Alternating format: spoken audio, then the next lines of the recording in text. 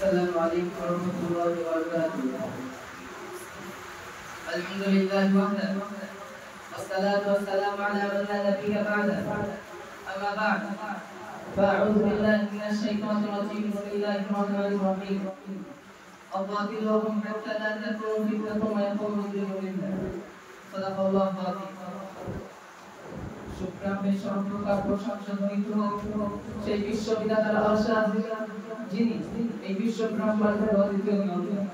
আকাশ পাতাল চন্দ্র সূর্য যার অদৃশ্য ইঙ্গিতে আপন দায়িত্বে পালন নিমগ্ন, তাহার সামনে বলেন আরশের অঞ্জনরত এগুলির কালিয়ে তুমি মহান তোমার শুধু ধন্যবাদ।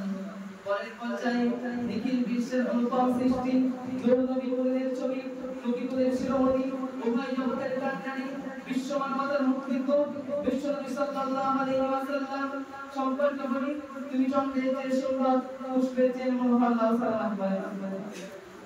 অতঃপর আজ এই অনুষ্ঠানের মাধ্যমে সভাপতি সাহেব ও আমার সামনে বসে থাকা শ্রদ্ধেয় বিচারক মণ্ডলী ও আমার সামনে বসে থাকা সকল ক্লাসের ছাত্র ভাইরা সকলকে অন্তরের স্থল থেকে প্রীতি শুভেচ্ছা ও মোবারকবাদ জানিয়ে আজ আমি আমার বক্তব্য দিতে চলছি। শুধু শ্রোতা মণ্ডলী, আজ আমি আমার সংক্ষিপ্ত বক্তব্যের বিষয়বস্তু নির্বাচন করেছি ভারতবর্ষ স্বাধীন হওয়ার পিছনে মুসলমানদের অবদান। শুধু শ্রোতা মণ্ডলী, আজ থেকে প্রায় ৭৮ বছর পূর্বে এই ভারতবর্ষ ছিল অত্যাচারী জালেম পাতা ইংরেজ শাসকের অধীনে। তারা ইস্ট ইন্ডিয়া কোম্পানি ইস্যু করে ব্যবসার অনুমতি নিয়ে এই ভারতবর্ষে প্রবেশ করেছিল। কিন্তু তাদের উদ্দেশ্য ছিল ব্যবসা করার নয়, বরং তাদের উদ্দেশ্য ছিল ভারতের ধনসম্পদকে লুণ্ঠন করে তাদের নিজেদের দেশে নিয়ে যাওয়া। ক্রমশ তারা নিজেদের উদ্দেশ্যের দিকে অগ্রসর হতে লাগলো। শুধু শ্রোতা মণ্ডলী, শুধু তারা ভারতের ধনসম্পদকে নিজেদের দেশে নিয়ে গিয়ে ক্ষান্ত হয়নি, বরং ভারতের জনসাধারণের উপর অত্যাচারী স্টিমুলার চালিয়ে দিল। শুধু শ্রোতা মণ্ডলী, তারা দাবি পিছু আর এই টাকা কর বসালো এবং চাষিদেরকে নির্যাস করতে বাধ্য করলো এবং এই ঘোষণা করলো যে ভারতীয় তারা জন্মগত ভারতীয় হবে, কিন্তু তাদের কৃষ্টি কালচার হবে ব্রিটিশের মতো। এই সমস্ত চ্যালেঞ্জের মোকাবিলা করার জন্য এগিয়ে আসবে জগৎ বিখ্যাত মহাদ্দেশ আব্দুল আজিজ মহাদ্দেশ দেহলভী রহমাতুল্লাহ আলাইহিকে জিহাদের কথা উচ্চ কণ্ঠে ঘোষণা করলেন। তারপর থেকে শুরু হয়ে গেল ভারতীয়দের সাথে এই সাম্রাজ্যবাদী বিদ্রোহের জিহাদ।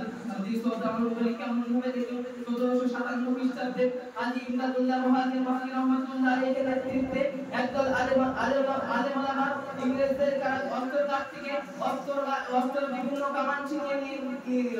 তারপর থেকে সাম্রাজ্যবাদী ব্রিটিশ সরকার ঘোষণা করল যে সকল মুসলমানদের গায়ে আছে লম্বা জুব্বা, মুখে আছে দাড়ি এবং পরনে আছে লম্বা টুপি, তাদেরকে ধরে ফাঁসির দড়িতে ঝুলিয়ে দাও। এই ঘোষণা করার মাত্র কয়েক সপ্তাহের মধ্যে ২ লক্ষ মুসলমানকে হত্যা করা হলো, যার মধ্যে ছিল ৫,০০০ আলেম ওলামা। যদি শ্রোতা মণ্ডলী, শুধু তাই নয়, প্রায় ২০০ বছর ধরে এই ইংরেজ শাসক এই ভারতবর্ষকে স্বাধীন করেছে, তার মধ্যে প্রায় ৭৪,০০০ আলেম ওলামাকে ফাঁসির দড়িতে ঝুলিয়ে হত্যা করেছে। শুধু শ্রোতা মণ্ডলী, দিল্লি চাঁদনি চক্র থেকে শুরু করে খাইবার পর্যন্ত একটি শরৎ চলে গেছে, তার ২ সাইডে এমন কোনো বিক্ষোভ ছিল না এখানে কোনো আলেম ওলামাকে ফাঁসি দেওয়া হয়নি। শুধু শ্রোতা মণ্ডলী, যখন ভারতের অবস্থা ক্রমশ খারাপ হতে লাগলো, দেখা গেল যে এই সাম্রাজ্যবাদী ব্রিটিশ আলেম ওলামা সমাজকে নির্মূল করতে শুরু করেছে। তারা বিভিন্ন ধর্মীয় প্রতিষ্ঠানকে বেড়ে চূর্ণ বিচ্ছিন্ন করে দিচ্ছে। সেই সময় হোসেন আহমদ বাদী রহমাতুল্লাহ আলাইহি ফতোয়া জারি করলেন, এই ইংরেজদের বিরুদ্ধে ইংরেজদের পক্ষে চাকরি করা এবং তাদেরকে সাহায্য করা সম্পূর্ণ হারাম। এই ঘোষণা এই ফতোয়া দেওয়ার মাত্রই ইংরেজ প্রশাসক হোসেন আহমদ বাদী রহমাতুল্লাহ আলাইহিকে প্রকাশ্যগুলির অর্ডার করে দিল। তারপর করাচিতে এক মহাসম্মেলনের আয়োজন করা হলো, যেখানে জাতি ধর্ম বর্ণ নির্বিশেষে প্রায় লক্ষাধিক মানুষ উপস্থিত ছিলেন। সকলেই জানতেন যে এই সমাবেশে হোসেন আহমদ বাদী রহমাতুল্লাহ আলাইহি আসবেন না, কারণ ইংরেজদের তরফ থেকে তাদেরকে প্রকাশ্যগুলির অর্ডার করা হয়েছে। কিন্তু কি আশ্চর্যের বিষয় দেখুন, অনুষ্ঠান শুরু কিছু আগের মুহূর্তেই হোসেন আহমদ বাদী রহমাতুল্লাহ আলাইহি কাপড় হাতে নিয়ে ইংরেজদের বিরুদ্ধে বক্তব্য আরম্ভ করলেন।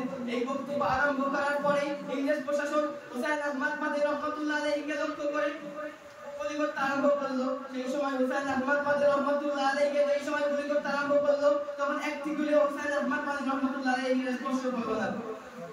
শুধু শ্রোতা মণ্ডলী, কিন্তু বড়ই পরিতাপের বিষয়, যে সমস্ত আলেম ওলামা নিজেদের বুকের তরতাজা রক্তকে ঢেলে দিয়ে এই ভারতবর্ষকে স্বাধীন করার জন্য, এই ভারতবর্ষকে ইংরেজদেরকে বিতাড়িত করার জন্য নিজের বুকের তরতাজা রক্তকে ঢেলে দিয়ে নারীদেরকে বিধবা করে, শিশুদেরকে এতিম করে এই ভারতবর্ষের বুকে নিজেদের নিজের বুকের তলায় রক্ত ঢেলে দিয়েছে সেই সকল মুসলমানদের নাম ভারতের ইতিহাসের পাতায় বিদ্যমান নেই।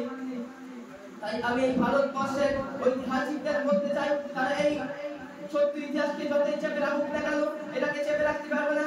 কারণ আজ থেকে প্রায় 3000 বছর আগে মহানবী সাল্লাল্লাহু আলাইহি ওয়াসাল্লাম হাদিস শরীফের মধ্যে ইরশাদ করেছেন, আল-হাক্কু নূরুন ওয়াল কুফরু বাতিলুন বাতিলুন ওয়াল কুফরু যুলমান।